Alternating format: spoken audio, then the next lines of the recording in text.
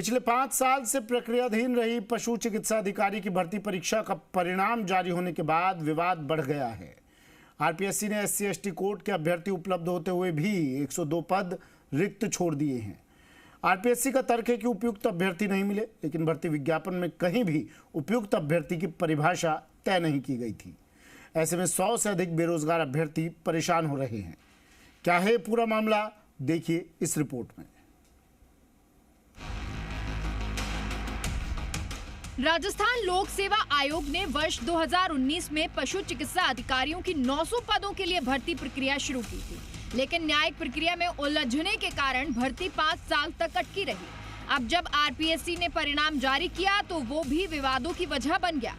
उत्तीर्ण श्रेणी में अभ्यर्थी होने के बावजूद उन्हें उपयुक्त नहीं माना और भर्ती के विज्ञापन में SC के 173 और ST के 138 आरक्षित पदों में से SC के 39 और ST के 63 पदों को रिक्त छोड़ दिया गया। वहीं MBC के 40 पदों में से 20 पदों को सामान्य वर्ग से भरा गया। EWS के 81 पदों में से 21 पदों को सामान्य वर्ग से भरा गया। दिव्यांगजन के 22 पदों में से मात्र एक अभ्यर्थी का चयन किया गया। दिव्यांगजन के 21 पदों को सामान्य वर्ग से भर लिया गया। आरक्षित पदों को सामान्य वर्ग से भरे जाने के पीछे आरपीएससी ने न्यूनतम उत्तीर्ण अंक प्राप्त अभ्यर्थी नहीं होने का हवाला दिया, जबकि पूरे भर्ती विज्ञापन में कहीं भी न्यूनतम उत्तीर्ण अंक स्पष्ट नहीं दिए गए। आरपीएससी ने भर्ती विज्ञापन में यह साफ किया कि न्यूनतम अंकों की कोई सीमा नहीं होगी। विज्ञापन के बिंदु संख्या 2 में लिखा था कि ओबीसी, एमबीसी और ईडब्ल्यूएस के पद भरे जा सकेंगे।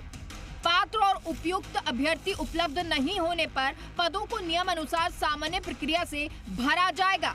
इस आधार पर आरपीएससी ने एमबीसी के 20 और ईडब्ल्यूएस के 21 पदों को सामान्य वर्ग से भर लिया, जबकि भर्ती विज्ञापन में सामान्य प्रक्रिया से भरे जाने का लिखा था, सामान्य वर्ग से नहीं।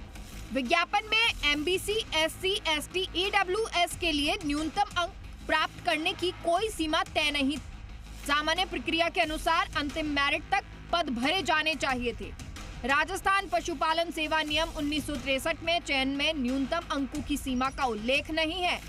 लिखित परीक्षा में नेगेटिव मार्किंग थी, लेकिन न्यूनतम अंकों की सीमा विज्ञापन में नहीं दी है। इस भर्ती के अंदर अंतिम परिणाम जारी करते हुए सभी आरक्षित वर्ग, जिसमें EWS, PH, MBC, SC, ST, विधवा, परित्यक्ता सभी की कैटेगरी के साथ ये कहते हुए अपात्र घोषित कर दिया गया कि उपयुक्त कैंडिडेट नहीं होने के कारण SC/ST की सीटें जनरल प्रक्रिया से भर दी गई और EWS, SC और ST की तो बैकलॉग रख दिया गया। MBC और EWS का जनरल प्रक्रिया से भर दी गई। पहले तो विज्ञापन में आरक्षण देते हुए सभी वर्गों को अपनी अपनी सीटें मुहैया कराई गई कि इस वर्ग की इतनी सीटें हैं, जिस प्रकार ST की 138, SC की 173, EWS की 81, MBC की 40, PH की 22। लेकिन परिणाम जब सामने आया इंटरव्यू के बाद में, तो उस परिणाम के अंदर उन वर्गों को वो सीटें मुहैया ही नहीं कराई गई और SC और ST की सीटों को आगे कैरी फॉरवर्ड कर दिया गया। इससे पहले भी भर्तियों में ऐसा किया गया है, कैरी फॉरवर्ड करके इन सीटों को कुछ समय बाद वो जनरल में तब्दील कर देते हैं।